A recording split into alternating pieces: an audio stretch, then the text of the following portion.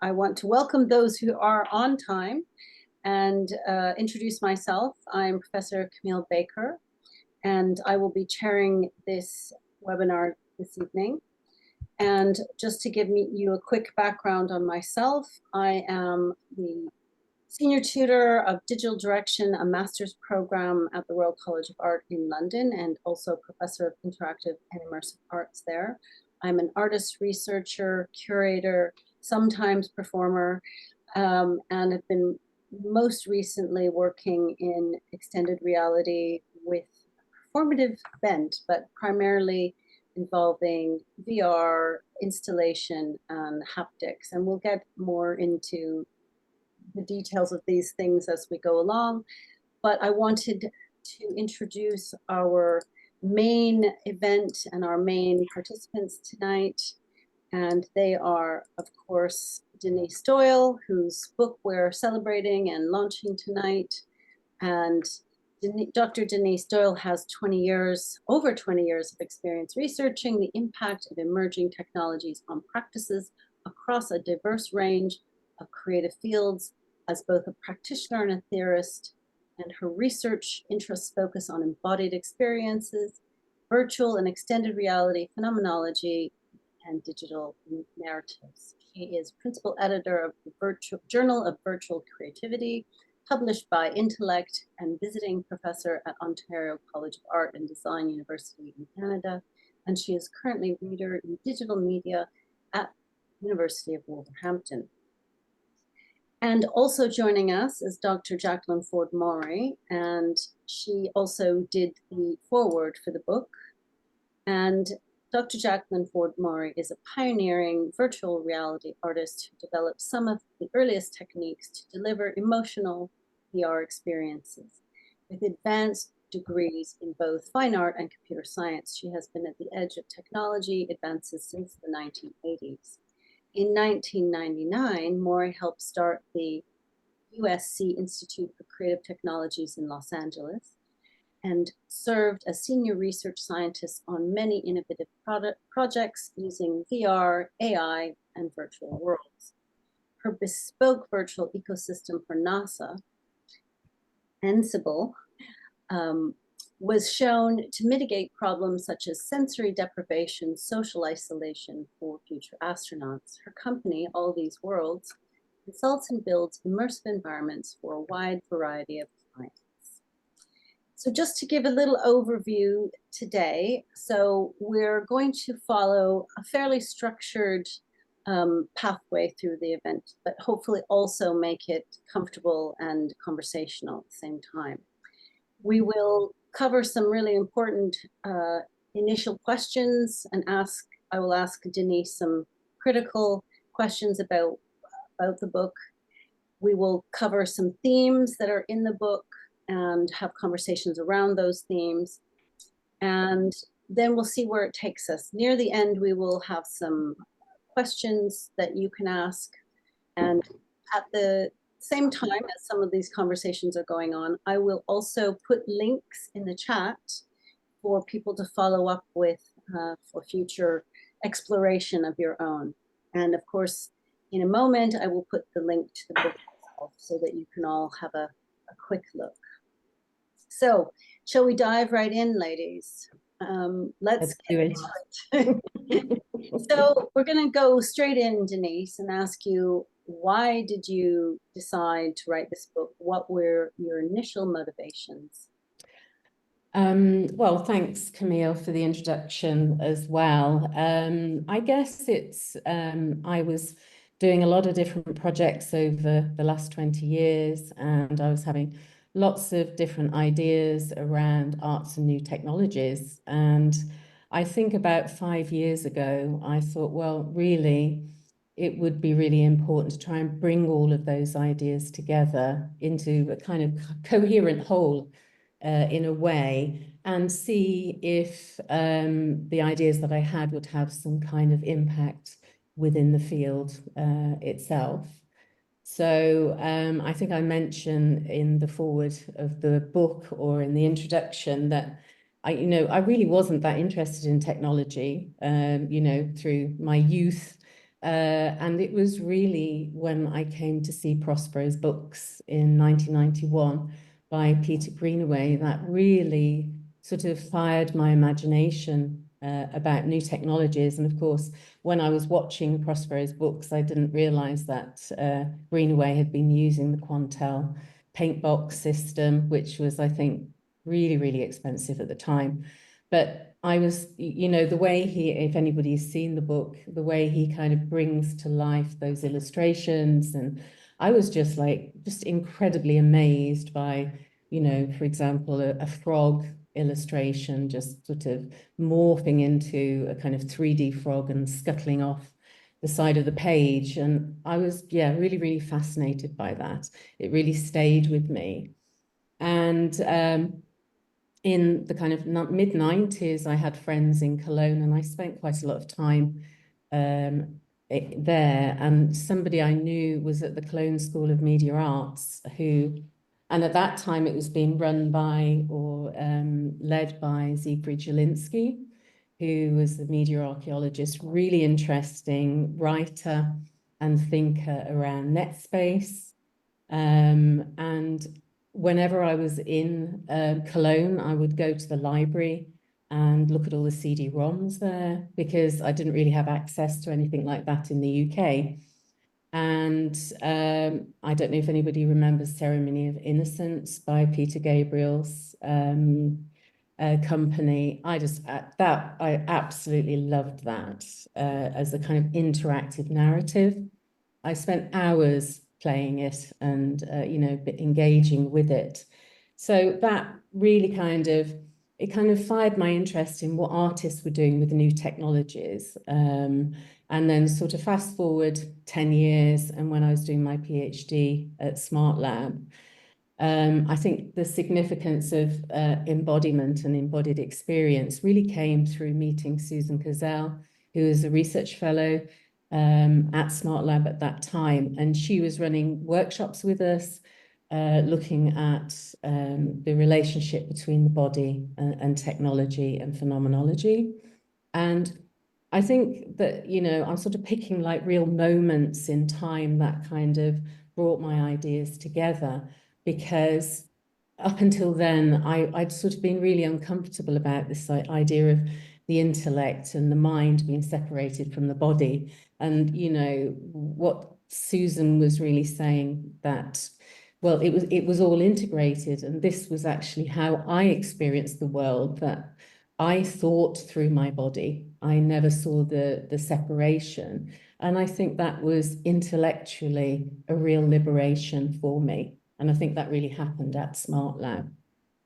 So I think it's sort of bringing all those ideas together was a really important part, you know, of this book. And I really wanted it also to be very accessible. And, you know, thanks to the University of Wolverhampton, they supported me in making it open access from the start. So it is available as a PDF. It's available as a fairly expensive hardback, but a much less expensive paperback as well. So that was my real motivation, I think. Yeah. Brilliant. So we come to a real important question before we launch into everything, which is, what is the book about? What is the book about? Maybe tell us Well, yeah, you have. it really is about looking at what artists have contributed to the development of new technologies. It's a celebration of that. It's kind of charting a kind of moment in time, because, you know, I already think it's out of date. Of course, it's already out of date, you know, because new technologies are changing all of the time. So it's kind of a document. It's a critical view of artists working with new technologies, and it's sort of wrapped around this idea of digital embodiment. So I would view digital embodiment as anything that's you have a sense of embodiment or a sense of consciousness within a space that is mediated or created by technology. And a part of the book, you know, there are kind of three sections to the book. The first is embodiment and space. The second is the body. And the third is technology. So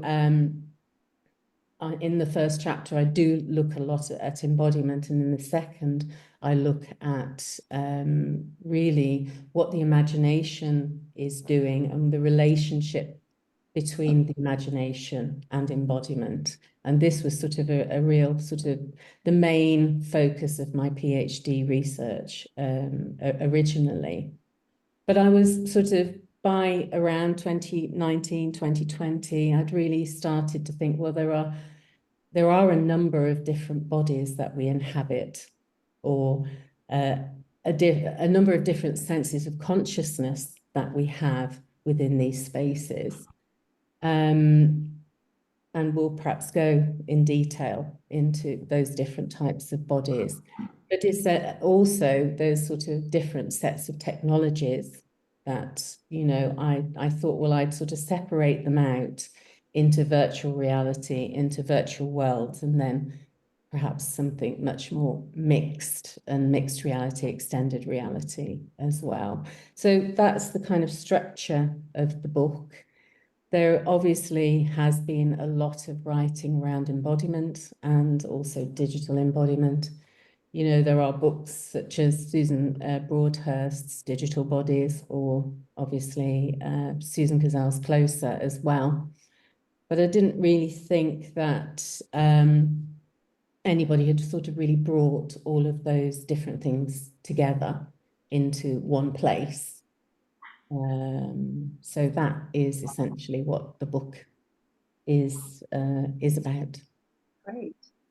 So over to you, Jackie. Can you maybe tell us your response and why you wrote what you did in the foreword, and also maybe bringing in your experience to play into that? Sure. You know, I was thinking as I see the guest list fill up here that many of us on this call actually started our lives at a time when we didn't have these options for digital embodiment. And it is that's an important point, because we now have this richness of ways that we can take ourselves into different spaces, whether it's digital and virtual worlds, or it's outer space with no gravity. There are so many different ways that we can express ourselves with other forms of embodiment that we have never had access to as human beings. And so those of us on this call, most of us, I would dare to guess, are at that cusp where we are the old guard who had only a physical embodiment before. Maybe an imaginary embodiment too, but mostly we lived our lives in the physical world. Today's children growing up will never know that. And so what I wrote in the foreword was this amazing point in time that the book brings to the forefront, that we now have all of these ways to be that are not based on physicality necessarily. So they bring a lot of different things into play. They also are pointers to the evolution of human beings and how we exist in the world. We no longer exist in the world just with our physical bodies, but with these other forms that bring us a richness. And much of that, I believe, is being accelerated by the way artists use the technology. And that's why I thought the collection of information in Denise's book is so important, because it's not just about talking about the projects, but looking at each of them in the way that they are changing what it means to be human. So that's why I wrote what I wrote. I think there is profound stuff in this book because of that fact that we are changing who we are as human beings. Amazing. Well, I'm meant to give a response, and I'm going to be honest, I haven't read all of the book because I just got it a few days ago. So I would more respond to this idea of digital embodiment and what I think the book is from what I have seen. And just to say that I agree with Jackie, it brings to the foreground a glimpse into how the world is shifting. I've always been interested in the idea or the experience, I suppose, of digital embodiment as this concept, and I think Denise talks about this, of tapping into our physical bodies and somehow extending that outside of ourselves, but also this sort of back and forth where we're trying, works I've always been interested in exploring is that way of tapping into what is going on in the body, and how is that meaningful digitally in whatever context that is, whether it be performatively or in some kind of data visualization or some other form of communication or that kind of thing. And I think what Denise is doing is tapping into all of those different, I guess, instantiations of what it means to be embodied, but also digital, and that connection between the body and the digital. And I'm just going to move my slide to a very old image that really did a lot to You need to share it though, Denise. I think you're not sharing. Sorry? You need to share your slides now, I think. I am sharing. I see it. Oh, Yeah. I didn't see it. It just might take a little bit of I think time. we're good. Great. Yeah, so it's interesting that we're on this call because I think Jackie was the person who actually introduced me to Second Life way back nearly 20 years ago, and I do remember that moment again as a kind of pivotal moment for me in trying to understand what, as Camille is saying, what it means to be embodied. And at the time, I became very, very interested in the avatar and being embodied within an avatar, within a virtual space, and particularly in a space that you could create your own space as well. So I think this is a really nice memory for me of where a lot of it kind of started, really, because I think in the late 90s, I was doing my MA in design, digital media, and I was kind of creating these spaces in what we would say it was in net space, and it was sort of so kind of basic, but really interesting at the same time. And I'd sort of imagined creating a kind of physical presence within there.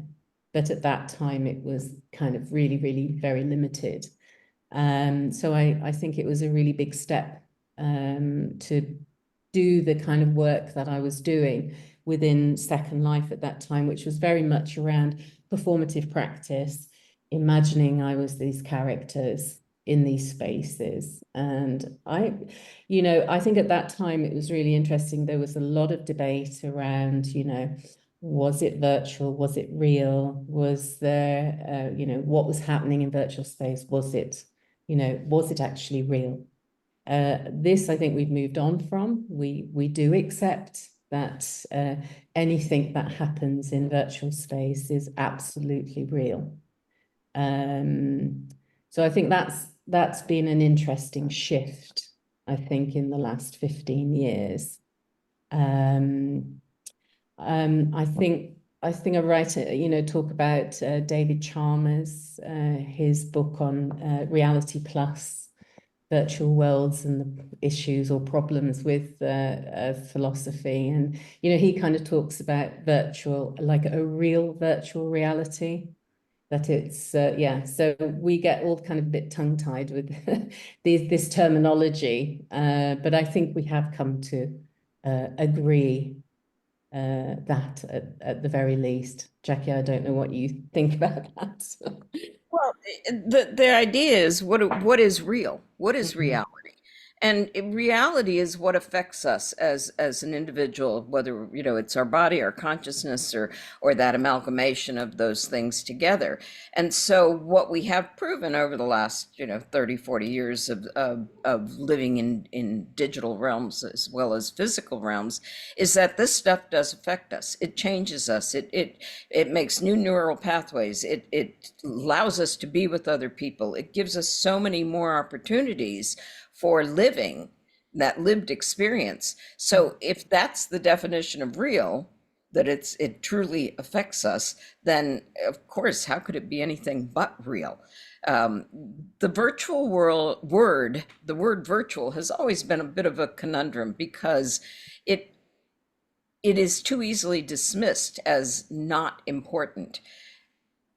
So that's why I think the fact that it took us 30 years of research to say, hey, it is real, because it affects us.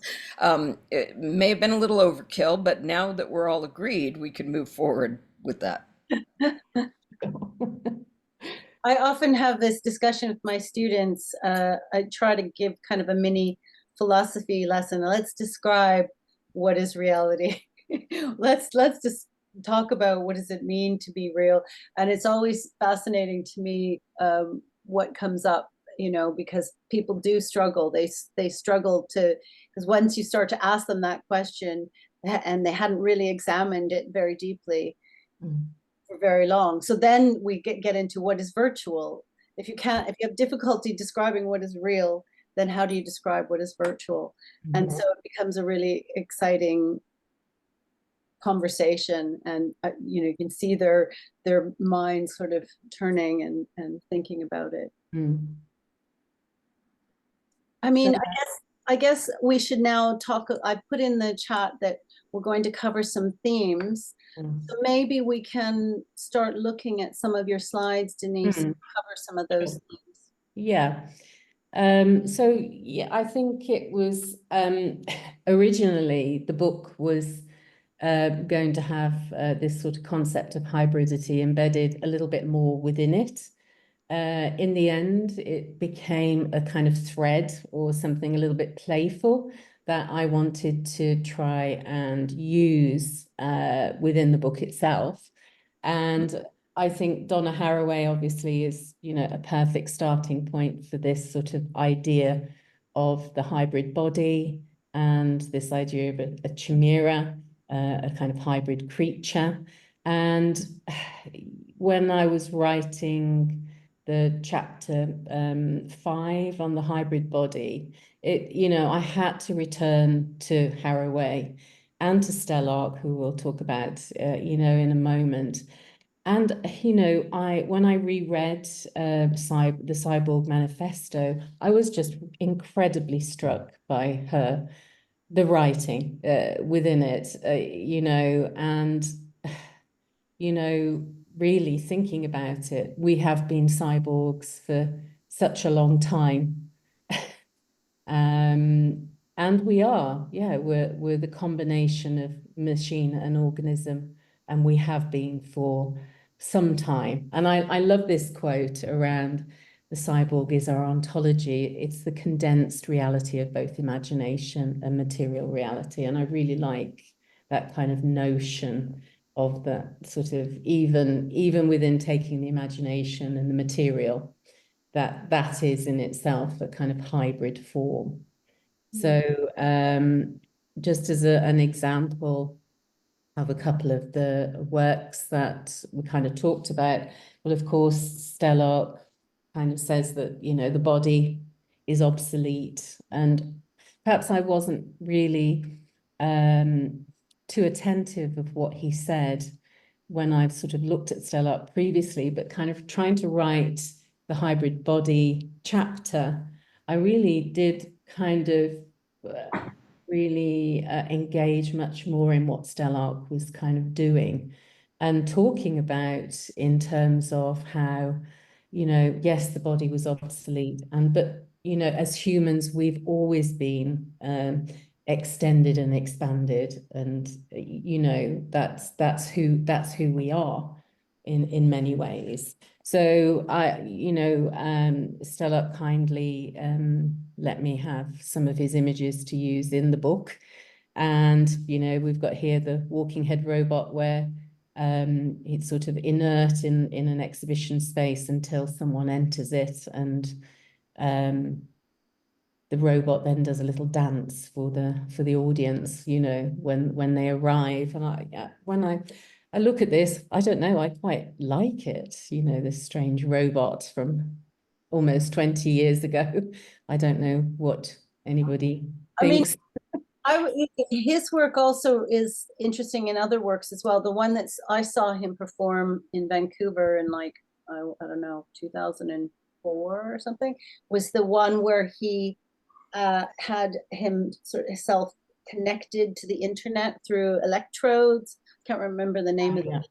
Mm-hmm. And basically he was having the online audience, zap him. And that to me was a real interesting moment that I woke up to his idea of this hybridity and this I'm not sure if it would be considered cyborg. Maybe it is, like you said, maybe we're all always cyborg, but that was my wake up moment to his work and how he connected the body in that extended way when we were just still getting our heads around what is the internet and how can people participate in an artwork remotely and affect a body in a physical space or in a physical sense.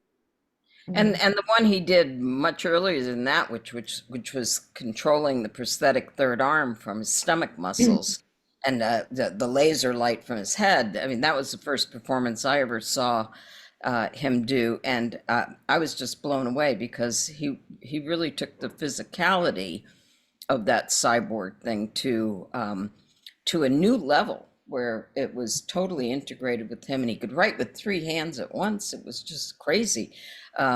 So certainly his work has looked at what Haraway said and really run with it.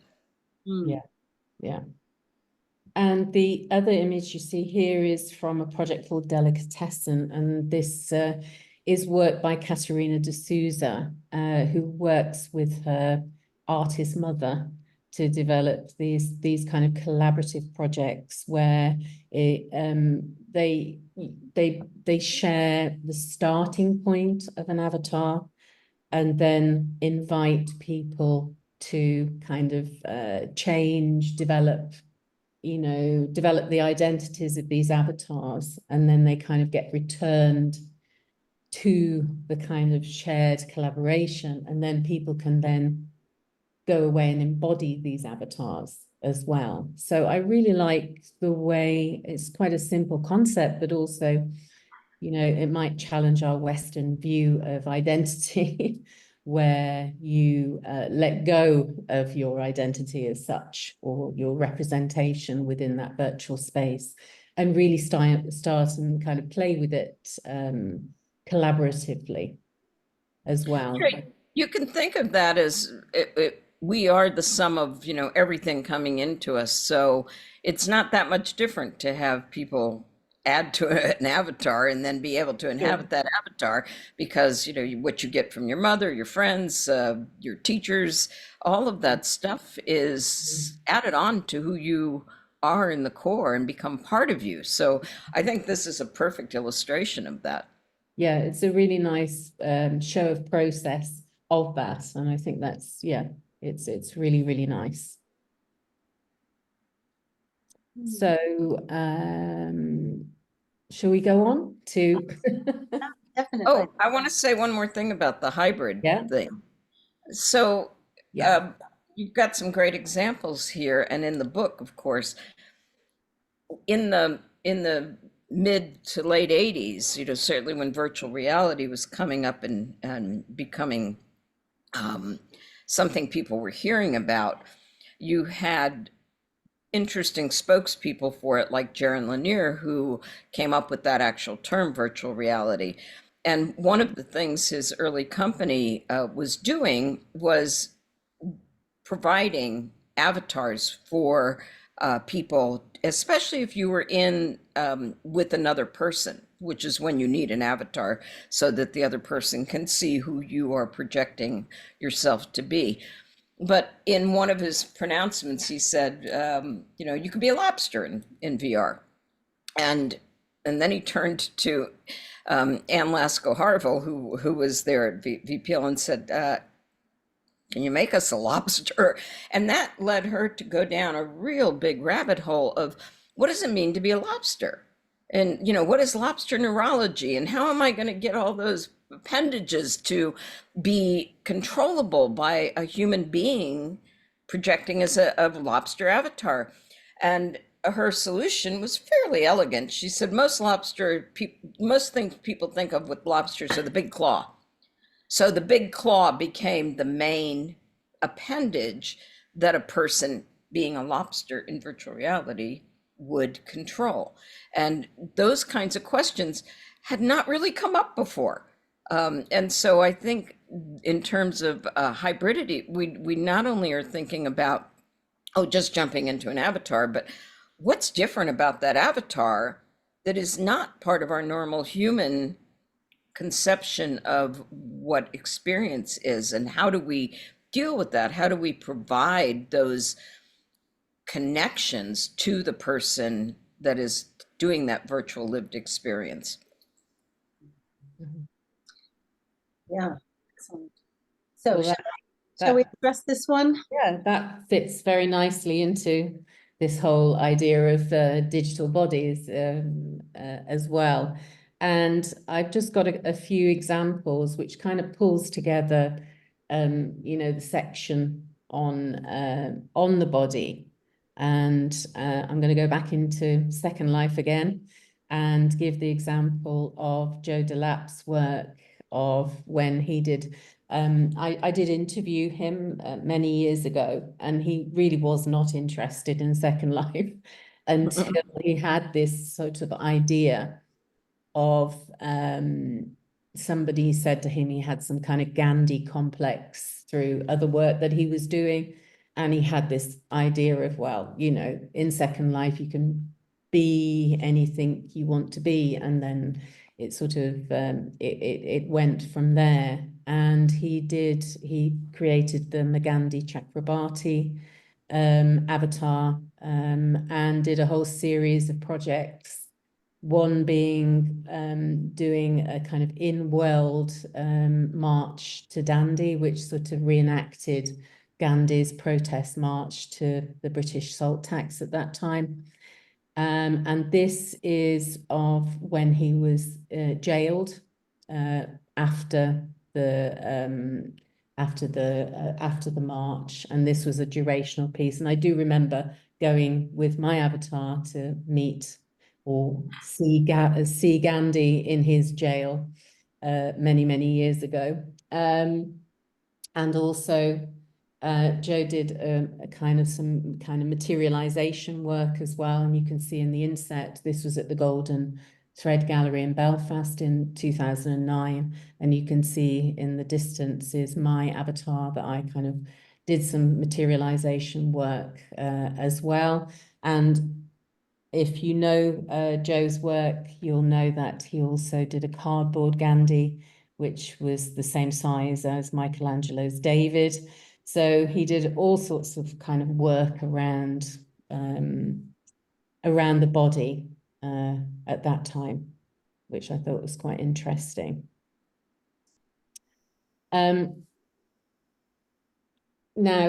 there is a chapter on the gravitational body, and that's the one that begins that section.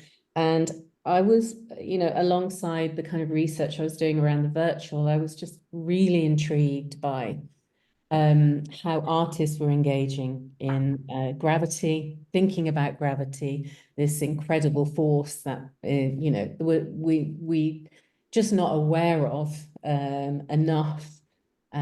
Just sitting here now, of course, that's the only reason why we're on the Earth's surface is because of gravity.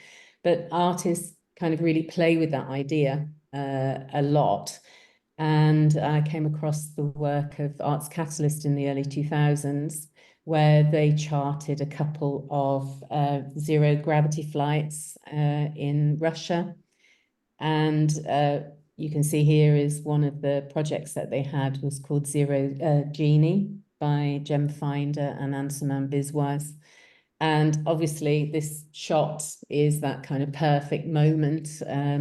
People talk all the time about these zero gravity flights where, you know, the sheer force of the body's change of, you know, 2G, zero gravity was, you know, incredibly stressful on the body. But I think if you see those two kind of, they look like they're having a great time on these magic carpets. They're kind of emulating fairy tales and etc. So really, really playful.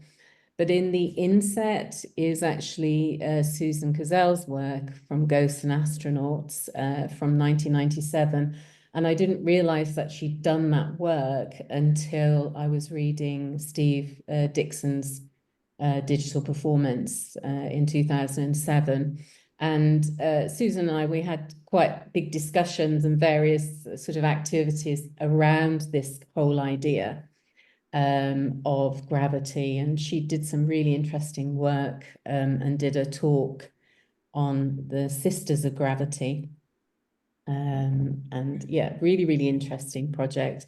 But, you know, putting these two images together, you can see, I think this is Susan at the front. Is that right, Camille? Can you? I think it is.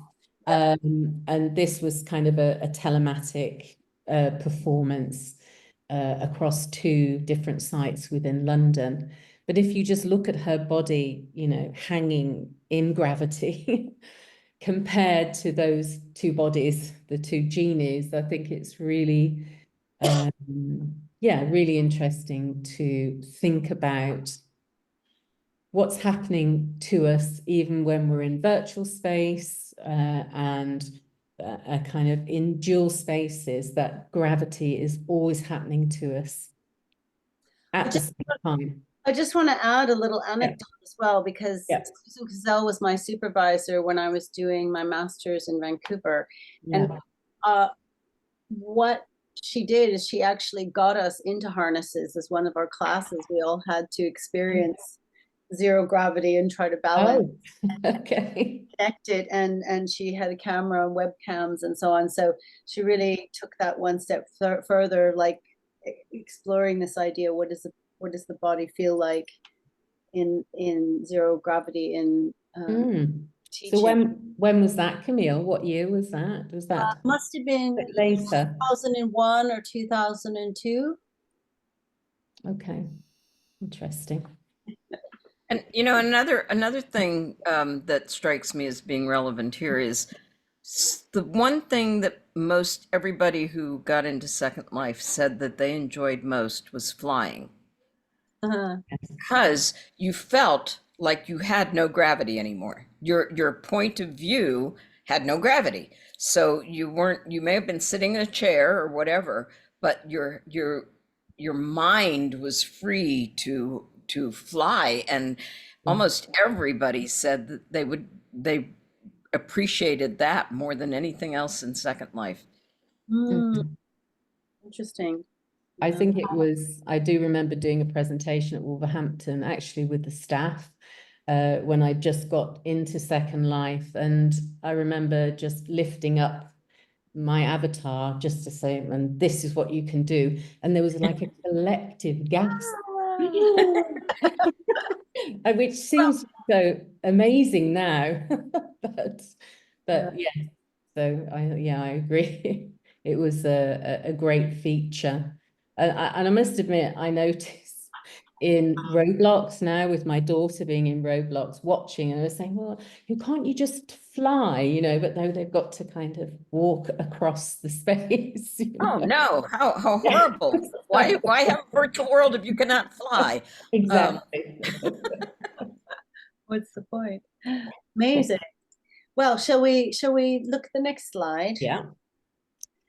Yeah, so this was, I mean, I talk about this in the Extended Realities chapter, but I thought this was a really interesting experience of again, The Tempest, interestingly, I went in late 2016 to the Royal Shakespeare Company.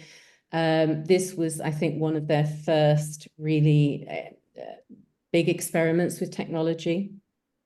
They were working with Imaginarium Studios, who had developed Dobby for Harry Potter. And it was, they were really playing with live performance capture. I mean, it looks dated in a way, but I think it's a really important piece that they did. There's Mark Quarterly on the left here. And if you can see on the right-hand side, I know it's very, very dark, but there's, he's obviously playing Ariel. And in the top right-hand corner of the right, you can see the blue avatar. That is kind of happening simultaneously. He's in the bottom right-hand side.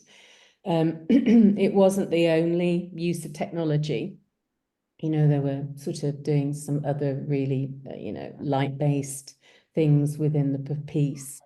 But it was an extraordinary, I really enjoyed it. It had very mixed reviews. I was sort of bought practically the last ticket on the front row and sat there. And I remember people sitting next to me and they had no idea that it was going to be such an experimental Tempest performance. But I thought it was really, really interesting in terms of digital bodies within different creative spaces, so 10 years ago, there's all these, a lot of work in live performance capture. And this is just an example that I used within the book. Amazing. And I think when they wrote about it, doing this project, they said, well, if Shakespeare was alive today, he'd be using these technologies. That's what they kind of believed, which I think is quite interesting. Amazing. So we could go on to the next part,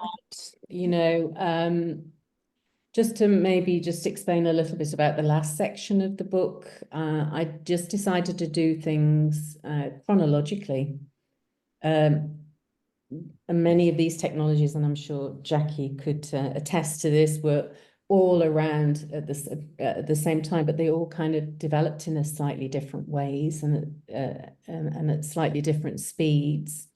So I decided to have a chapter on virtual reality, and I'm sort of calling it 2 waves of virtual reality. Then another chapter on artistic practice in virtual worlds, and like I said, the kind of much more mixed reality section. So kind of talking a lot in the mixed reality about virtual reality because, obviously a lot of mixed realities are using virtual reality as well. But I thought it was a useful way of kind of trying to define really how artists were working in each of those fields. And I think it kind of worked kind of well in the end. And this quote by Huang, he worked with Bjorg on Bjorg Digital and various other projects that I'll show a slide of in a moment. But I thought this quote was really useful VR is more a spatial medium than a temporal one, and we'll see in the next slide as well how when people were starting to look at virtual reality, well, how is the language of these new spaces kind of explored and created in many ways. And I think I'm going to move to the next slide because I know Jackie might have some things to say. And actually, before I go on, I hadn't realized that I hadn't asked you, Jackie, if you'd ever experienced placeholder. Oh, I wish. You Yeah, would. no. Okay. I think it's a very, very select audience that was there at Banff at that time that was able to experience it. So, but there is great documentation on it. So there's a wonderful documentary on it on video by Rachel Strickland. Yeah. But and in terms of spatial, certainly what they did for placeholder was bring that spatial environment into a place where your decisions made the flow. That quote from before that said it's not a temporal medium. Well, it's kind of hard to deny time, but the Yeah. spatial stuff that he was referring to there, I think, is the ability to create this space of exploration. So it's not, the temporal stuff is not forced on you by traditional means like cinema, and you are not a viewer, you are a participant. So your agency and the fact that you're making choices is what allows that to be such a spatial medium rather than one that is passive and you sit back and it happens to you, because you have to make those decisions in the space that has been created by the artist. And I think Brenda Laurel also says that, you know, how we know a space or how we know a place is knowing that we're situated there and also what we do within it, you know. And I think those were, she talked about those guiding principles when they developed Placeholder as well. And I've just obviously, yeah, go on. put some links in the chat for this as well. Okay, yeah. And for those who don't know, the inset is Sensorama from Morton Heilig's Sensorama from 1962, which is often cited as the first attempt at a virtual reality experience. But we'll perhaps pick this up a little bit later as well, around this whole idea of really trying to respond to all of the senses in trying to enable someone to feel that they are in this particular space. So he did use wind, didn't he, Jackie? Wind and smells and the vibrations. Yeah. But it was more multisensory cinema, but he came from the cinema world. He came from a time when there weren't ways to put you into these things. I mean, it was even before Ivan Sutherland did his first head-mounted display. So he was a visionary in that regard. And the big contribution was saying, yeah, we're not just sight and sound. We need all of these senses to really be immersed.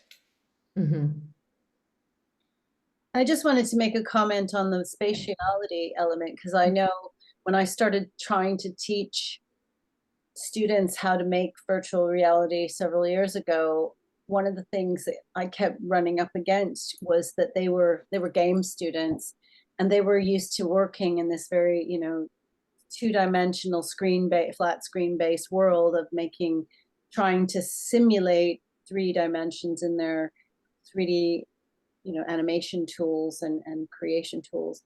And I remember thinking, I've got to take them out. I've got to take them out of this headspace and try to get them into the spatial and get them to think about designing in 3D, like literally in 3D space. And I was so excited and I may be jumping ahead, but I was so excited when I discovered that Google had made it's not an advert for Google, but had made Tilt Brush, and students could go in and actually make worlds in a 3D space. And I think this is a place that still needs a lot more work around the design tools and designing in 3D space, not just experiencing in 3D space. So that's spatiality, and that somewhat more subjective perspective still needs work in terms of how to design. And how did your students respond to that? Loved it. But it is a change in mindset, because it's not trying to trick the eye, as we, you know, with our XYZ kind of way of designing, but it's actually trying to figure out how to move your body around in the space to be able to design to be in that world. Like we're in this 3D space all the time, but then you're like double tricking your brain to go back to trying to design in 3D space, because we've made so many compensations in the way we visually make work in terms of 2D space, trying to trick the mind by designing in 2D space to create it to maybe look like 3D space, to then to design in 3D space. I had students at Otis who in the VR class that I put them in Tilt Brush to begin the semester, and the lights that went on Yeah. were so bright in the room. It was just metaphorically, of course. Yeah, of course, yeah. The students, some of them said to me, because they'd been modeling in different modeling programs, they'd been rendering stuff, they'd been making these gorgeous things, and they said, I never understood what I was doing in those programs until I got into Tilt Brush. They had not been able to connect those parts of the brain that were looking at 2D versus the ones that were living in 3D. And Tilt Brush was a gorgeous way to do that. Now, there are starting to be some tools for that. So, I urge everybody to try Stellar X, which is available to build 3D within 3D with things like the Unreal type of node-based stuff. So we're getting there. It's very slow, as you're saying, Camille, but I think we're going to see that happen in the next few years. Amazing. That's a great thing. Stellar X VR. Oh, I think I may have found it. It's free. It's in the Oculus store, probably on Steam. Okay, amazing. Great. Amazing. So the next slide, I think maybe Camille and I have slightly different experiences of Bjorg Digital. And Jackie, did you see Bjorg Digital at all? I bought her album with all of the different virtual things. I could never get past some of them. It just like stopped working before I got to the one you're showing there, which one I really wanted to see. Yes, yeah. The early ones were 360, and you could see her evolution through this. And I didn't get to go in person, but fascinating. I think this was sort of late 2016. It was at Somerset House in London, and I think it did travel the world, and I think it was then curtailed by the pandemic. As so many things were. But yeah, this was the piece, you're talking about, there was various other films and that she did 360 films, which was really, really interesting. But this to me was, well, if you have a spatial world and you have a fully immersive world, what would you want to do with it? And it's a music video, but it's a full, it was a tethered headset at the time. And we were all like in little semi cages, I seem to recall, so we don't sort of fall over or bump into each other. And it was about 7-8 minute video, and it's sort of all dark. And then there's this really quite small figure, maybe 2-3 feet, made up of light, and realize fairly quickly that it's an avatar of Bjorg, and she starts stamping out the music, and it literally is, she's physically stamping this sort of rhythm out. And I think I was so mesmerized by it that imperceptibly she grew over this sort of 7 or 8 minutes. And then she was like this towering giant, and she calls it a giantess. And we might pick up on that Mammary Mountain in a little while. That, by the time, I was so absorbed with this sort of play of light and this light body that I hadn't realized that I was sort of starting to look up to this sort of giantess in many ways. I don't know, I've never kind of got over the experience, and I don't think I'm alone, because I do quote, at least one other person who tried to explain their experience within that not get space.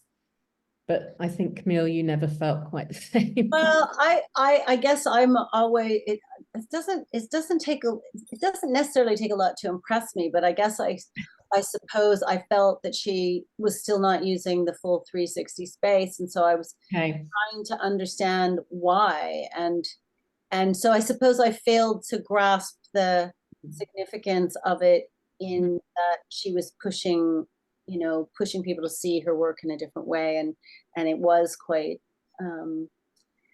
I don't know if I want to say revolutionary, but she was on the edge. I suppose I wanted it to be more already. Yeah. But I suppose in 2016 it was quite, quite a step forward. I'd already seen some really great works, especially by Immersive theater in London, and so I'd already seen other ways of exploring it, and I suppose on a commercial level it was exceptional. But I feel like from an artistic level, I'd already seen some really interesting work, and I wanted more. I guess I wanted her to be even more cutting edge. So maybe it's just I had to adjust my expectations.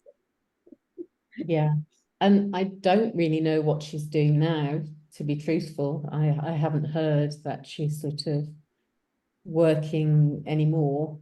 No, I think she's doing stuff with AI now and her music. So I think she's moved on to new tools like many people do. But I thought it was quite interesting what she said, when I was sort of looking a little bit about, who she was working with.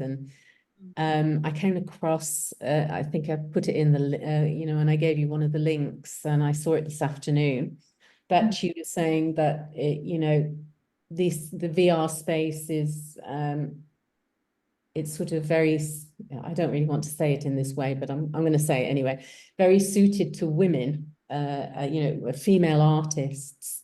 And I just wondered what anybody kind of thought about that, because she was kind of saying, well, it's sort of, I didn't really know whether she really meant it because it's an embodied space, because she also said, well, it's, the kind of patriarchal structures can't really settle within new technologies because, by its very nature, it's always changing and evolving. So I didn't really know what she really meant by that, whether, she just felt that it was a very particular space she felt very comfortable exploring as an artist, or whether it was around, the kind of the structures were much more fluid and not settled as such. So I don't know. Well, it's also the fact that in making these experiential types of projects, you are building a space that people can come in and make their own decisions, decide where to go, whatever. You're not authoring something that is that temporal structure that was mentioned before. It is much more fluid, and I think that's an easier space for women to be in than men. I just think that we do have some differences in our brains, and one of them is being a little more open to let other people make their own decisions. And if you've got traditional media that every chapter, every section has to be what that viewer, what that person who's consuming that experience is having to do, if they have no choices, it's not it's not that spatial medium. So I think it's just an easier space for women to let go of that authoritarian control. Maybe that's what she meant.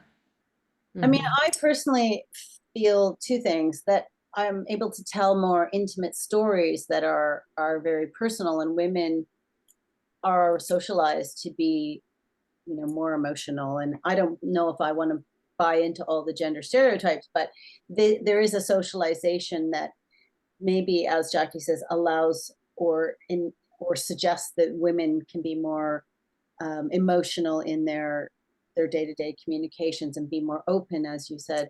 And I think that it does lend toward that sort of more intimate kind of way of communicating to whoever. And it's, it's, yes, there's social VR being developed, but it's very, on the one-to-one basis, it is very intimate and close. And I think women designers are more comfortable designing for intimacy. Good point. It's my feeling. Yeah, it's a good point. Designing for intimacy is not something we usually put in certain gender categories. Well, and we also don't put it in the, again, from a teaching point of view, we're not teaching it necessarily from that perspective. But now I notice because I'm teaching a course much more focused on storytelling, and this is kind of more the direction that VR is now taking, is focusing not so much on games and the, you know, splashy kind of look of things, but how to pull people in and engage them deeply. And a lot of that is having a comfort with intimate personal stories. And could you talk a little bit about Memory Mountain at this point? Because I think that's the best example. Okay, yeah. Are you okay with that, Denise? Yeah. Do you want yeah? Or do you want me to put the slide up? Or well, actually it works really well because there is that connection with the whole sense of the giantess. And I was really struck by that relationship. Yeah. Sure. Yeah. I mean, with Memory Mountain, it started off that I had made another work into her, which I think is in the book. And I had been telling very intimate stories about the body and going inside a female body. And we'll come back to those slides. Yeah, and so I had already decided that I wanted to focus on women's health. And at the time I was touring into her in different parts of England and in Canada, and mostly in gallery contexts, and having really amazing conversations with women primarily, but also men who came to see it. And my friend Tara and another friend, two colleagues at work, my aunt and my cousin, were all diagnosed with either first time or second time breast cancer within this weird 6-month period.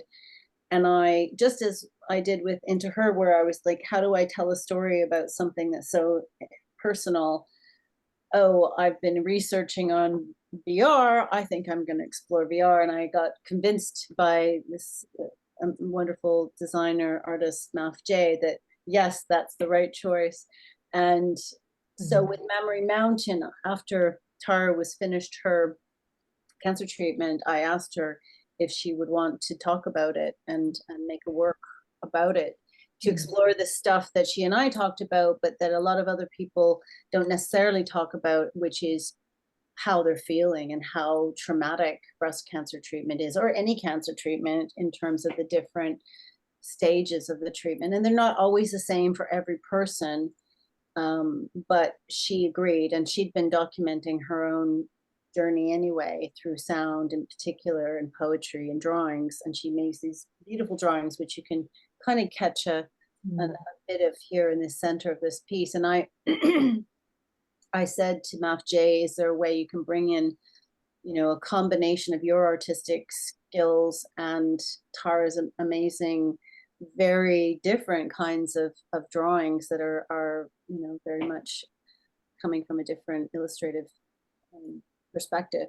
And so between the three of us, we kind of hatched the way it could work. And through that, Tara talked about, during her cancer experience, particularly when she was going through chemotherapy, she would have hallucinations. And some of the other people we talked to also had these hallucinations.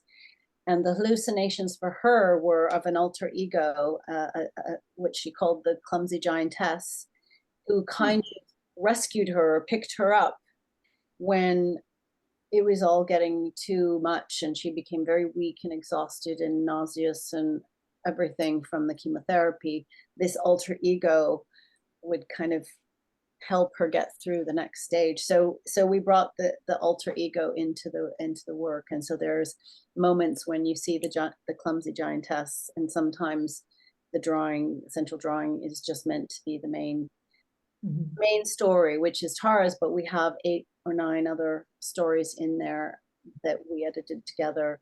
I think I interviewed 8, and Tara brought in one, the man whose story is in there, about their different experiences, and we tried to keep true to their stories. Like, I was trying to edit down the stories to these small chunks, which I felt terrible about, because they're telling you really important stuff, and you want to tell their story, but it's an hour long and you have 7 other stories to add in there. So yeah, that's the clumsy giantess and that connection. And the purpose of the haptic garment? Purpose of the haptic, and for people don't know, there's a vest that I don't know, initially that was my vision. I was like, people come into the work through the garment, through this physical element, that they, in my original vision, it was like they put it on and they get transported into the virtual world. And on some level, that's what we do. We've made like a hospital context or a clinical context in the physical world. We make a doctor's office. We wear doctor's uniforms. We bring the people in with a consent form. It's a fake consent form, but it's the performative thing of bringing them from the physical into the virtual. We put the garments on, and the garments have vibration motors underneath the breast, on the top of the breast, and in the back where the lymph nodes are.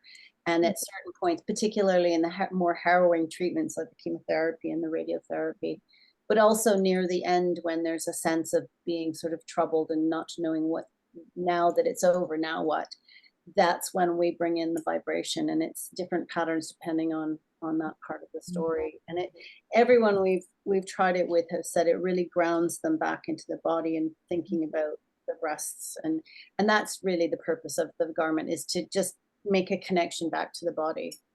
Yeah, I think that's, in terms of immersive technologies, that is something that we don't see enough of, that we bring it back to our physicality. And that's why I thought the use of the vest was pretty amazing in that.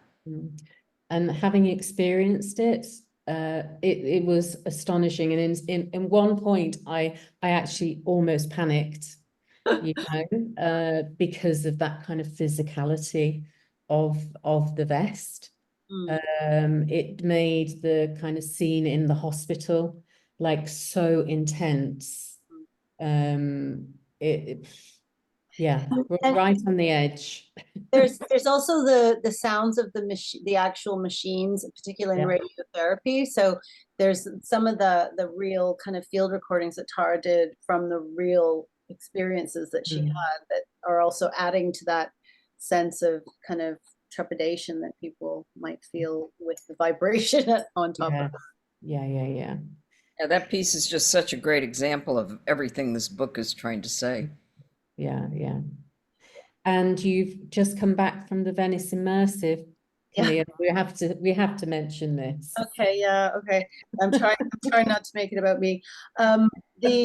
The Venice Immersive was amazing, and it's part of the film festival in Venice, and we were selected to set up the full installation, and they built the space like we asked for, a clinical setup. We bought all this really white furniture, and we got all these notices of like how to eat well and how to check your breasts and how not to, like you would in a clinical setting, and got some strange paintings from the accommodation we were staying at. Well, they were lovely paintings, but to add that kind of, kind of clinic, not quite a hospital, but clinic kind of setting.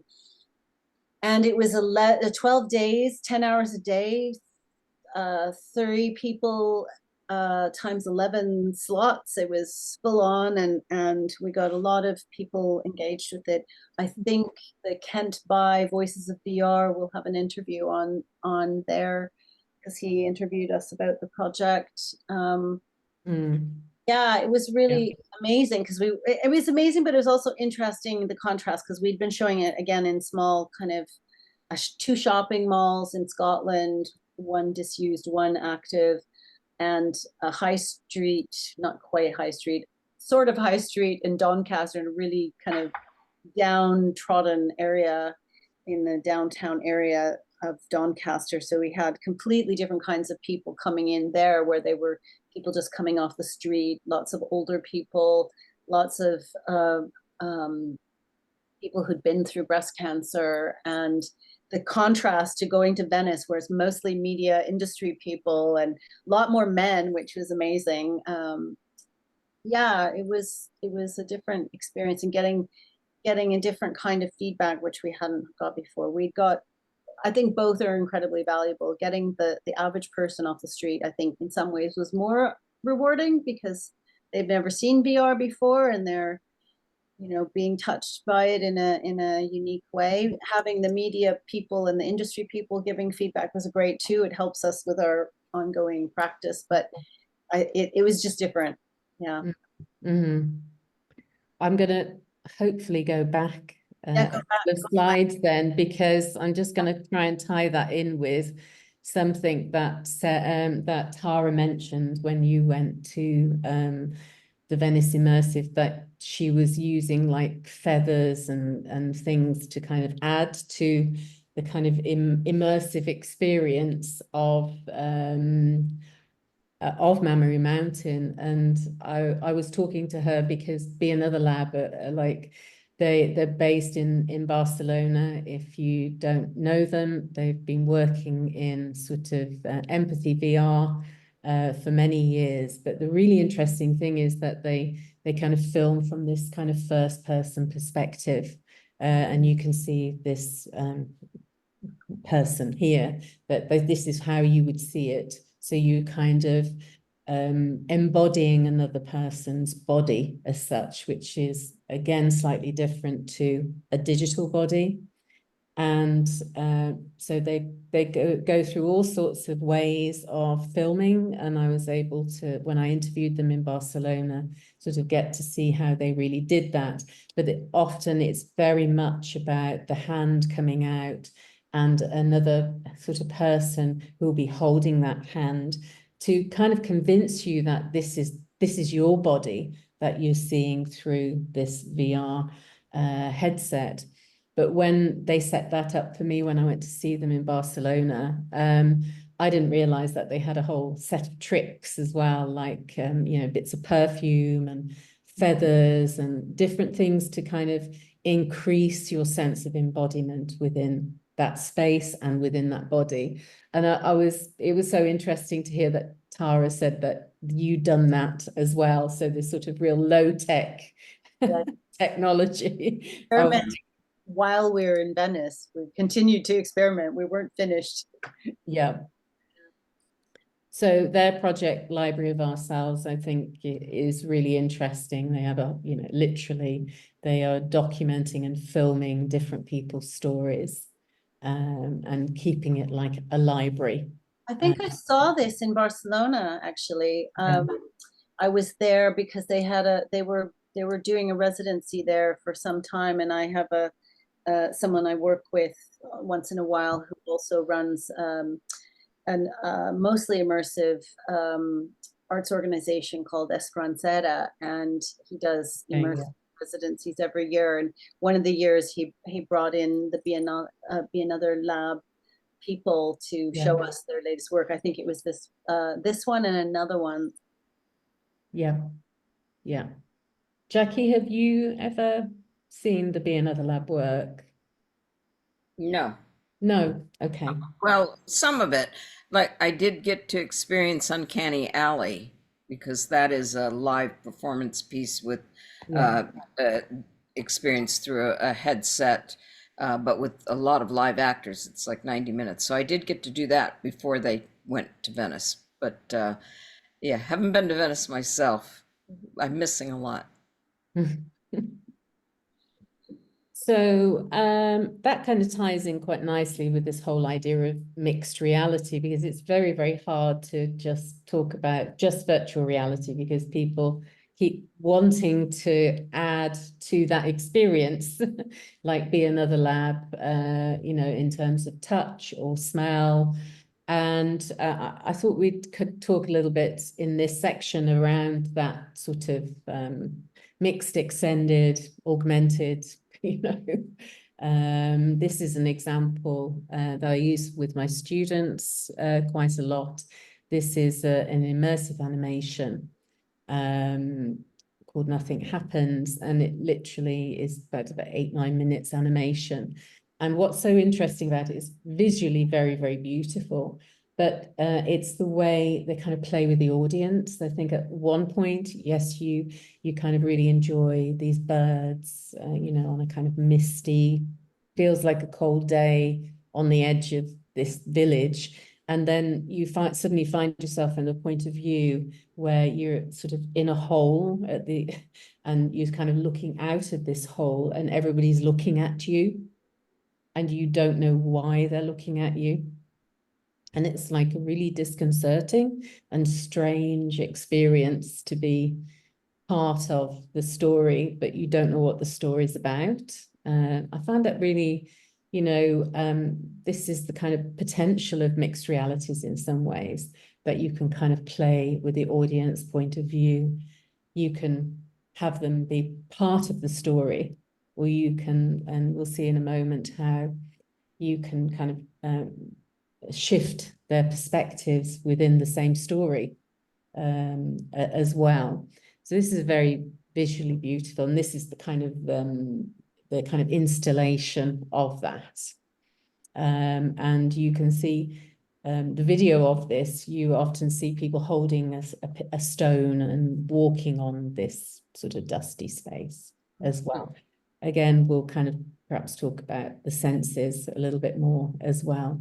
I think the feat and that kind of being in a physical place like that is really rich, really not really nice. Because I've just recently participated. It's not VR or even mixed reality. A new Punch Drunk work. Okay. Fill this room, and you're always barefoot, and you're always feeling the ground and the different surfaces. And I think if you adding VR to that or mixed reality, I think it adds another dimension, like you're talking about. Triggering the body, engaging the body, and smells and things like that as well. Did you want to say anything more about Into Her? Well, I mean, I'm not retiring it, but I am on a different phase now, trying to find ways to connect it in with the NHS and in schools, which was recommended to me, and I'm talking to them because I had a lot of comments from sex educators, from gynecologists and others who came to see it, that they they really felt that this is the kind of thing that should be used in not only for patients or women going through these things, because that's great in terms of validating people's experiences, but more for creating empathy in clinicians. And sorry, I brought up that word, Jackie. But in terms of training them to understand patients' perspectives slightly more. So that's where it's at right now. But if people are interested in it, I'm also going to make it more publicly available on, well, it is on itch.io, but I'm going to make it more publicly available online, which I haven't done because I was doing physical exhibitions of it. Okay. And we'll pass over memory. Yeah. So we've just sort of added a kind of future audiences section. It's really around the potential of storytelling, I think. And I think that is definitely something that we're talking about, how new technologies, virtual reality, extended reality, enable us to tell stories in kind of new ways. And I've just got an example by Inaritu. I'll come back to that. His Flesh and Sand project from 2017. I think he earned a special Oscar for his exceptional use of storytelling. Notice there's about 17 questions or comments anyway, maybe we need to get to those at some point. Where he has created this work. I have to say it's secondhand for me. I'm relying on other people's descriptions of that. But he is putting you in the position of watching some migrants crossing the border from Mexico into America. And perhaps, Camille, in the way that you've done with Memory Mountain, and not so much Into Her, that there's sort of this stage spaces and kind of preparation for that central VR mixed reality experience. So you take your shoes off, interestingly, and then you enter this very vast space, and there's sand everywhere, and you're walking through the sand. and you're alone, and then suddenly you come across a group of migrants. And what's really interesting to me about this is that how the viewpoint is twisted. Like, you're an observer, and then the authorities come and kind of capture this group, and suddenly you become one of the migrants as well. So it's sort of really playing with the position of you within a kind of story. And, it's a little bit like Nothing Happens, that it's, your viewpoint, what's happening. And you can really flip where people are within the story. And I think that's incredibly powerful. But Inaritu kind of talks a lot, and I love this little quote: the body never lies, the senses are always true. And I think this is a little bit of a theme between the three of us, I think, that we might talk about, towards the end. Yeah. Yeah.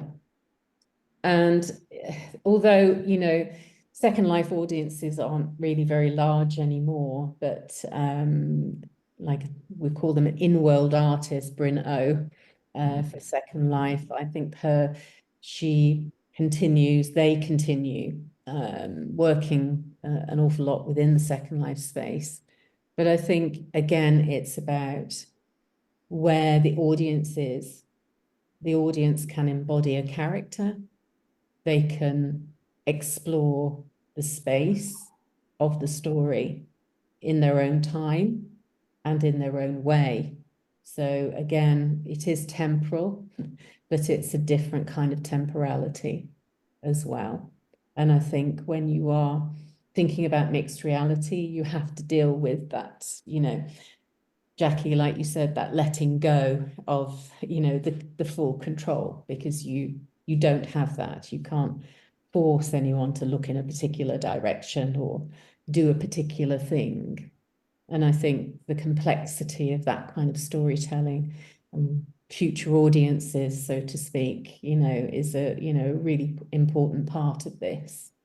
And I think in the UK, I think it is recognised. I mean, the AHRC had a whole future audiences project around trying to deal with this, and they've also recently set up CoStar, which is around sort of performance technologies, live performance technologies, recognising that at the moment the UK are leaders within this field, and are looking to find that infrastructure to, support that development of the creative industries. I think one thing we don't do enough is listen to our audience. And I was struck by what Camille said about getting the different kinds of people in, because your audiences are going to tell you what you're doing right and what you're doing wrong. And too much of VR is done for an esoteric audience that, that is technology savvy, and bringing in people that don't know that stuff shows you what you're doing right to involve them and to reach them on their some kind of wavelength. But the future audiences, as I said at the beginning, some of us remember a time before we could get into all this digital stuff, and the future audiences won't have that as a grounding point. So I think they're going to be more demanding. I hope they're going to be more demanding. I hope they're going to ask for more of this stuff that connects the body to things, the sand on the floor, the mist in the air, the smells under your nose, all of these things. And we're so far behind on bringing these senses in to these experiential things that we're making. There's so many senses that we could involve, and we haven't tried to figure out how to include them, or what I call digitizing the intangible. By some accounts, we have up to 55 senses, and we've used about 4 of them. So, that's why I think not all senses have to be in everything, but a lot of the psychological clues that you put into creating one of these experiences are actually pulling us in from some of these different unknown senses, you know, whether it's your gut biome or your lymph system or some part of your neurology or some part of your haptics sensibility. These are all tools that can bring the person in. And I think the future audiences, having been raised digitally, are going to be more demanding and maybe more in need of those physicality things that we can bring into these experiences. And that's why I think the work in the book points to that. As I said, we are at this amazing cusp, and there's no going back. Yeah. I just want to add to that, though, something that I've felt was a strangely, not jarring, interesting, I guess is the word. I know interesting is not very descriptive, but I went to this network. There's this group, I'm going to put it in the chat, called the Immersive Experience Network. And they've been around for a couple of years. And I went to one of their events and I was pleasantly, maybe this is the right word, I was pleasantly surprised that they were not hardly at all focused on immersive tech. And they have done now an audience report, and their focus is any kind of experience that engages us in an immersive way. So they've come up with these categories: immersive interactive theater, escape rooms, experiential art, which is a bit nebulous, but anyway, immersive audio, live action role play, alternate reality games, transmedia experiences, scare attractions, themed attractions, and then finally location-based AR and VR. So they've got 10 genres that they say are immersive, and only a few of them have anything to do with technology. So I was really surprised and pleasantly surprised that they were opening this up, because one of the things that I saw both in Venice and in other things I've seen is exactly what you just said, is that it's bringing in different things that are both physical and digital, both bringing in the senses and the body, and really trying to engage on all levels rather than keeping it just in a technological dimension. Mm-hmm. Anything goes, anything goes. Absolutely. Well, this kind of links nicely into the last section that we're probably going to talk about. And I talk about this Error Banquets RMX briefly in the book as well, but I'm kind of really intrigued by, and we're talking about the senses. Mattia Casalno was working with a chef and working with the Futurist Manifesto, and sorry, not the manifesto, the Futurist cookbook, and sort of creating this kind of multi-sensory experience. Again, this is secondhand. I actually really want to organize a workshop and work some of this stuff out. But I'm kind of particularly interested in taste as well, because I've never seen, you know, once I started looking, there were people working with taste within these spaces. Yeah. But this one seems to be really quite interesting, and he, you know, this image perhaps is not that helpful looking at it now, but he was developing 3D objects, and you know, you had this sort of multi-sensory experience, which I thought was quite interesting. And some work that I want to go and see as well is by Team Lab, and this is a dining experience that they've developed in Tokyo. And it just looks really, really interesting. And I'm just really interested in sort of immersion, cognition, and the senses. And this is the sort of research that I'm developing now. And I think I can see quite clearly how this would be kind of a follow-on from the book on digital embodiment. And I know, Jackie, and I really wanted you to talk about this, that obviously you've done some work around virtual smell right way back in the 90s, and more recently. I thought it might be worth talking a little bit about that. Well, I am a firm believer that we should have more senses in VR, and certainly low-hanging fruit is smell, and people do simulate it in many ways. You know, like with the VR piece Tree, they had a great forest fire smell, and I said, "How did you do that?" And they said, "We lit a match under your nose." Well, I went, "Okay." You know, it's a difficult sense to bring into immersive experiences because we don't have an RGB of smell. So we have, you know, 300 sensory mechanisms to recognize smells. We can do 10,000 of them. So how do you do that? And we can't digitize them. So, and smells are messy. Smells are dangerous. Smells can set people off. And almost every way that we have to bring smells into virtual reality right now use things that you do not want to be used on you, like vaping or spraying you with these chemicals that all have material safety data sheets. So the distribution of smells in a VR thing is what we've been working on with this scent collar for many years to make it really, really safe. But you still have to design individual scents. There is no way to have them molecularly made on the fly from a few ingredients. But that being said, AI and the whole smell industry is making great strides. And I wouldn't be surprised if we're going to have some breakthroughs there that will allow us to do more with smells, but other senses too. You know, those ones that I say are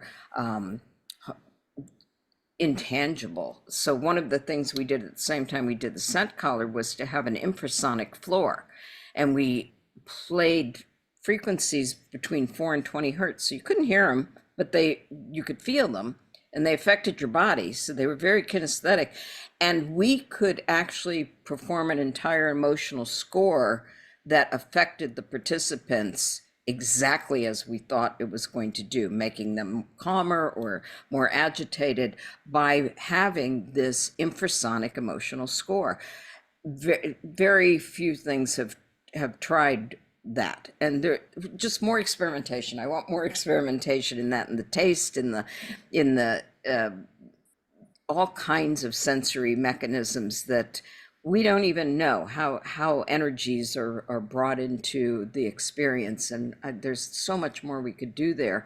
So the scent color, you know, again, started in 2003, something like that, and is still going on. It's not mass produced yet, so maybe someday. That's still my dream. But to have more experimentation in all of these ways that can engage our body and our full reality. So we talk about mixed reality, we talk about, you know, augmented reality. It's all reality. And that's something, you know, for this next generation, it's all reality. It's not, we have to put it in this category or this category. It's part of living now. And I think in that way, we need lots more artists, lots more people working on these things. Mm-hmm. Great. Well, how are we doing? I think we're doing relatively time. Perfectly timed. Did you have any more slides, Denise? Did you want? No, there's only one more, which is around the discount that you can use Intellect 20 for the book. For the physical reality. For the physical. So I think there's quite a few questions. I hope people. I only see one on my side, but you might see more on your side, Denise. So, I mean, we could take the first one that I see, or yes, because I'm sharing, I'm not really looking. Okay. There is a question that's right off the bat, and maybe is this the time when we can open it up so that we, in some way, for people to be able to have their voices heard, or is that not true? You're in control, Camille. So in the attendees. Okay. I'll start with the first question anyway, and I can put it in the chat for everyone as well. And if you have a question, either raise your hand or put it in the Q&A section so that we can get them going here, answer your questions. Thank you for that, Jackie. So the question is from someone named David Turner, and he says, what do you think, and this is for you, Denise, what do you think about some of the Royal Shakespeare Company's efforts that you mentioned already? You mentioned already The Tempest, but they also did another project, and I will put it in the chat so you can have a look. Yeah. I might have to stop sharing then. So there's the question and the link. Ah. I think you can hold on to share so that people can catch the QR code and everything. Right. So, but have a look at that if you can, Denise, and see if you have a thought about that. Okay. Was this during? I'm reluctant to open anything up whilst I'm still sharing, actually. So I think I shouldn't do that. Okay. You can stop sharing for a minute, and we'll bring the slide back up. It's called the Unreal Forest, and I think that didn't this happen during the pandemic? Can David just remind me? Maybe he could put that in the chat, because I did go to see that during the pandemic, if that's the one. Get a glimpse into the world of the dream. And so it's some kind of a performance that you watch on your phone or at home. So yeah, it does sound like it was made during. I think it was. I don't know whether they planned it before the pandemic, but I do remember I bought a ticket. I remember it was just a few pounds, and attempted this VR experience at the time. I think I had a limited view of it, to be truthful, because I know that there was all these interactive elements that I didn't experience. And I think the challenge of doing it online was, I mean, it was incredible, because obviously the pandemic pushed everybody online and pushed many companies, many organizations to try and shift what they were doing or do something online to possibly even save the companies, as well as, take the opportunity of finding new ways of communicating when we weren't allowed to see each other. But I don't know whether, I'm sure David went to see it. I had a kind of a limited experience. Sorry? Yeah, you could watch it on your phone or on your computer as well on their website. Yeah, you could. I mean, it was live, and but I do remember attempting it, but there were quite a few glitches, with it. But I kind of certainly applaud the company for trying it and using the opportunity of the pandemic to, really push those kind of boundaries in many ways. Great. Yeah. So is there some more questions? We'd love to hear your questions or read your questions. And let us know if you want us to go back to any of the topics that we covered today, in particular the four or five themes around hybridity, bodies and digital bodies, immersive technologies, mixed reality, XR, future audiences, any of those. Any questions, please ask now. Yeah, I'd like to see if anybody can actually speak. If anybody has a question or would like to, I don't think you're muted. Oh, I see. We have to say allow to talk. So if you had your hand up, we can make it allow to talk. Can we make allow? No. Yeah. I don't know if we can allow everybody to talk. No, it's one at a time. Yeah. You put up your hand or you put your question in the Q&A and we can allow you to ask your question. There must be some questions. Dumbfounded you all. it is also almost 7:45 and people have been Yes. working and things. So Or maybe they're in the America side and they're doing multiple things, which is fine. We will have this recording available, Denise, somewhere. Yeah. Will it be available? Can we? Yeah. Will you produce a link or share it with all the participants? We'll share the link maybe tomorrow or the day after for those who'd be interested, and then it'll go on to the university YouTube channel as well. Great. So you can catch it if you want to share it with others. And of course, for people who didn't make it, that we'll make sure they can get it as well. Oh, there's another question. Amazing. Hey. Sarah, I can't write in the chat, but this was okay. That's a nice comment. This is absolutely amazing. Thank you very much. That's what Sarah said. Great. Was there anything you wanted us to elaborate on, Sarah? Either Denise or Jackie and myself, or all of us in conversation?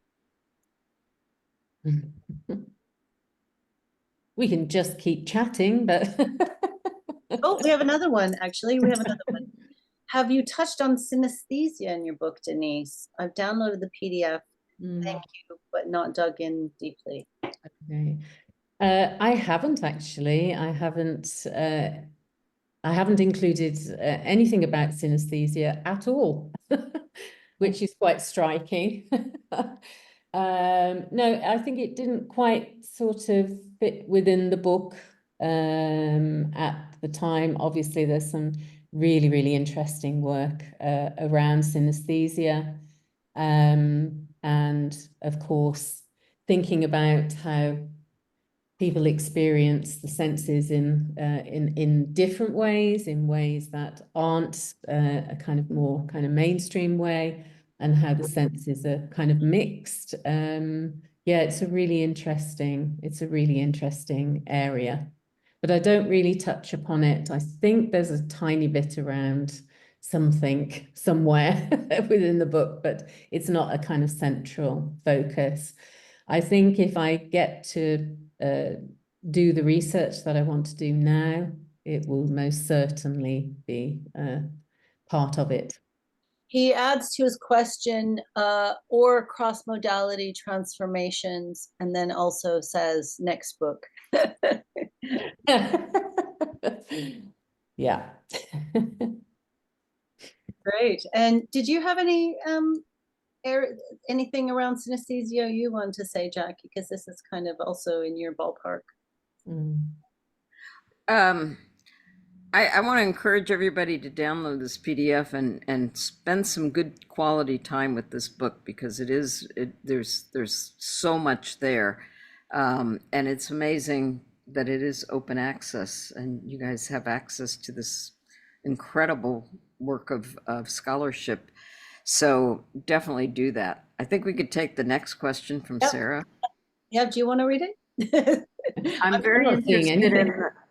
I'm very interested in the phenomenological aspect of the experiences from the people spending long durations of time fully embodied in VR, for example, through performance.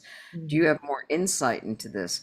Wow. And I'll let Denise start with that. Yeah. I'm trying to remember the Becoming Dragon, who it's in the book. Mika Cardenas's work, where they lived as a dragon for 365 hours through their avatar in Second Life, only sleeping and eating a little bit without the headset on. That was an amazing project that I'm not sure how the long periods in VR affected her, but certainly we are seeing that. I know the last piece that I experienced was more than 90 minutes and my headset ran out of battery right before the end. And 90 minutes is a long time. Really long. Yeah. There's this sort of metric that maybe you should have 10-minute VR experiences. And I don't agree with that, because once you're immersed and involved, you may want to just stick around for a while. And certainly that was the experience I had in Uncanny Valley from the Ferryman Collective, which was with live actors. And so they made it so that it wasn't boring or it wasn't taxing on you to be in there that long. So it really depends on the experience. Now, I know people have problems being in VR that long. My main problem with that one was having, the headset on, because the headsets are still pretty heavy. But I know people that spend a lot of their day in VR and would gladly spend most of their time in VR. We don't have a lot of hard data on how that affects people. So that's another kind of thing that's moving along, and most of the data we have is anecdotal. And There was a so guy here in Britain called Mark Farid who was trying to do a work that was somewhere between art and psychology. And I think his issue was he just couldn't get the funding to pay for psychologists. But his initial plan, and it kept changing as things got more and more difficult to find funding for, but it started off as he was going to spend a month in VR. And he was going to follow different people each day who would wear a camera, very similar to be another lab in some respects. They would wear a camera that would send a live feed into his VR, and he would live in their experiences for a day, and there'd be different people each day. And then I think he narrowed it down to a week. And the whole point of his exploration, though, was that he was going to be having psychologists and neurologists checking in on him from time to time to see how he was doing. And that part never got funded. And it's a shame, because it was interesting, and I think he's moved on. It was called Seeing Eye. It was about, I want to say it started before the pandemic, and he kept trying to get it off the ground. And he's doing different things now. But that was one work. And it was kind of meant to be performative in as much as that can be if you're watching somebody else's life. But from the audience's point of view, they'd be watching Mark watching other people's lives. So it was quite meta in some ways. But yeah, there's no hard data, and it never got as far as he hoped. I think it'd be great to do some interviews with people who have spent amounts of time in performative VR. Certainly Double Eye Productions comes to mind. There's a number of groups doing this, and that is a pretty interesting line of research to find out how it's affecting them to spend that amount of time. And certainly when you're putting these projects together, as developers and producers, you're spending a ton of time in there getting it right. So we've got a lot of places we can pull that data from. It would be great to see that happen. Yeah. Any other? Oh, there's another question. David Turner again. Thank you for discussing Dream. I'd also be interested in anyone's take on The Tempest. It's just that I saw that production and was impressed by it. It made me think about the Elizabethan and Jacobean plays and how spectacular the productions were. It's the producers of the Royal Masques constantly trying to create magic in very, very, I'm very, very sure, I think he's trying to say Shakespeare would have loved AR, VR, mixed reality. So yeah, I think we already talked about it. Maybe David wasn't on the call then. So exactly, yeah, really exactly that. I did go to The Tempest. I thought it was fascinating. I mean, it was glitchy, but that's technology for you. But I think, as the directors did say, that, Shakespeare would have been exactly as you say. He would have been engaged in these new technologies. He would have been engaged in these sort of new imaginaries, which kind of fits very well, I think, with Shakespeare, and particularly with The Tempest as well. Amazing. Any other questions? I'm sure you're just trying to formulate it now. Yeah, this has been really exciting to have this chat with both of you, because it feels very central to things that I'm teaching at the moment, but also thinking about. So it's really great. See, I told you someone was formulating the question. There's Sarah. I also daily spend around 2 to 7 hours straight in VR doing different activities. Social VR, it's like living there. Do you think it would be valuable to do an interpretive phenomenological analysis on interviews with long duration VR users? Yes. I was hoping you would do that, Sarah. I think you've got, I think the gauntlet has been thrown, and yes. Now.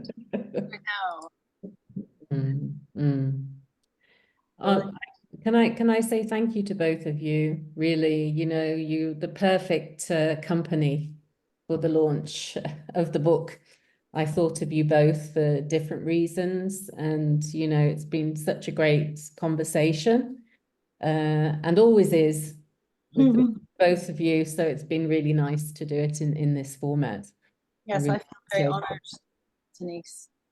Thank you. Yeah, and honored to be with Jackie, who is still, you know, doing amazing things for such a long time, and with such, I don't know, innovative insight, and it's brilliant. Someday I want to get back into making a new piece, but got to finish a couple books first.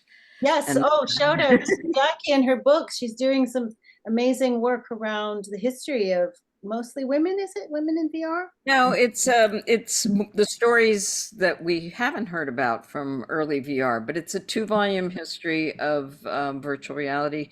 And the first one will go up to about Palmer Luckey, and then the second one will go from there into the future and talk about a lot of the things that we're talking about today.